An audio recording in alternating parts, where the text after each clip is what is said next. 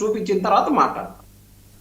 రెండో విడత భూసేకరణ కోసం వెళ్ళడం అనేది అనవసరంగా చిక్కుల్లో పడటమే అనేది చాలా మంది ఉద్దేశం. ఇప్పుడుండే ల్యాండ్ ఇప్పటికి సరిపోతుంది. ఇంకా నేను ఏ ప్రాజెక్ట్ రావడానికి వీలుండదు.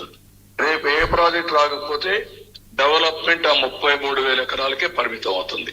డెవలప్మెంట్ ఆ 33,000 ఎకరాలకే పరిమితం అవుతుంది. అంటే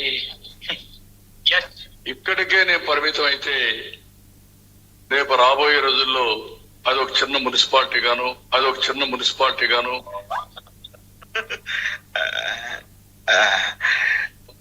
బెస్ట్ మున్సిపాలిటీగా తయారయ్యే పరిస్థితి వస్తుంది. ఏం చేశాం, ల్యాండ్ గవర్నమెంట్ ఉంది. గవర్నమెంట్ ల్యాండ్ లో మనం కంపెనీలకు ఇచ్చాం, లేకుంటే డెవలప్మెంట్ స్టార్ట్ చేశాం. అసెంబ్లీలో హైదరాబాద్ లో ఉన్నప్పుడు అనుకుంటాను, అక్కడ జరిగిన అసెంబ్లీలోనే క్వశ్చన్ వచ్చినప్పుడు 30,000 ఎకరాలు 50,000 ఎకరాలు అంటే 50 ఎక్కువ ఎకరేజ్ ఉంటే ఎప్పుడు ఫ్లెక్సిబుల్ గా ఉంటుంది. బట్ అది గవర్నమెంట్ ల్యాండ్ అయితే బెటర్, ఎందుకంటే కాస్ట్ ఉండదు. మీ మిగిలిన ఇన్వెస్ట్మెంట్ లో మీ వెసులుబాటు ఉంటుంది. మీకు ఇంకా ఎవరైనా వస్తే వాళ్ళకి ఇచ్చిందా సార్? ఇప్పుడు జగన్మోహన్ రెడ్డి గారు 2014లో రాష్ట్రం విడిపోయిన తర్వాత అసెంబ్లీ జరిగేటప్పుడు, హైదరాబాద్ లో అసెంబ్లీ జరిగేటప్పుడు జగన్మోహన్ రెడ్డి గారు మాట్లాడాల్సినటువంటి సందర్భంలో జగన్మోహన్ రెడ్డి గారు మాట్లాడేటప్పుడు రాజధాని మీద మళ్ళీ డిస్టర్బెన్స్ వచ్చింది సార్. సరే, మీరు మాట్లాడండి, వినిపిస్తుంది.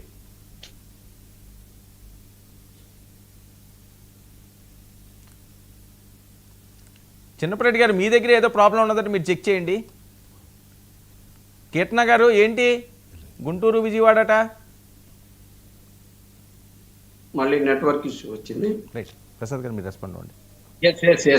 సార్, జగన్మోహన్ రెడ్డి గారు రాజధాని అంశం మీద ప్రతిపక్ష నేతగా 2014లో మాట్లాడినప్పుడు జగన్మోహన్ రెడ్డి గారి వర్షను జగన్మోహన్ రెడ్డి గారు చెప్పారు. ఏమని చెప్పారు?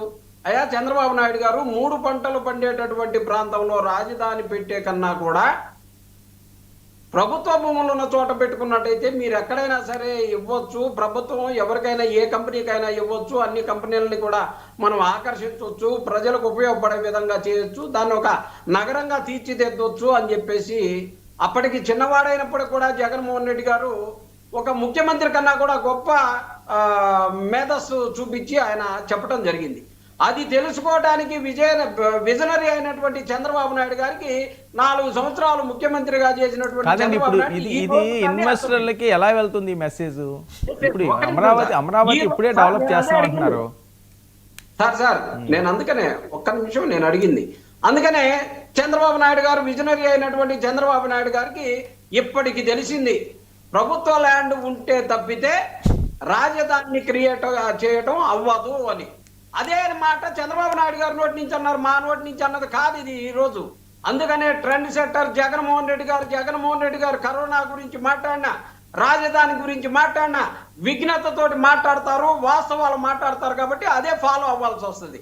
ఏది ఏమైనప్పటికీ కూడా జగన్మోహన్ రెడ్డి గారు ఈ రోజు ఇప్పటికీ అవకాశం ఉంది. రాజధాని ఇంకా అక్కడ వాళ్ళు గుంతలు తీయటం, నీళ్లు తోడుకోవటం, చెట్లు పీకించడం దీనికే సరిపోయింది. కాబట్టి ఎప్పటికైనా ఒక సెంట్రల్ గవర్నమెంట్ కొంత ఫారెస్ట్ ల్యాండ్ ఉంది, మొత్తం కూడా తీసుకొని ఇక్కడ రాజధానిగా కట్టినట్టయితే సింగపూర్ అనేది చంద్రబాబు నాయుడు గారి కళ, అలాంటి కళని నిజం చేసుకునేటటువంటి ఒక గొప్ప అవకాశాన్ని జగన్మోహన్ రెడ్డి గారు సూచిస్తా ఉన్నారు. అవకాశం ఉంటే వాడుకోండి, లేకపోతే లేదు. కానీ ఈ రాష్ట్రాన్ని మాత్రం అప్పుల పాలు చేయొద్దండి. ఇప్పటికే ఈ సంవత్సరంన్నర కాలంలోనే 2 లక్షల కోట్ల రూపాయల అప్పులు చేసిన. సరే ఓకేలేండి, మీ పాయింట్ అర్థమైంది. ప్రసాద్ గారు, ఏంటి మళ్ళీ రాజధానిలో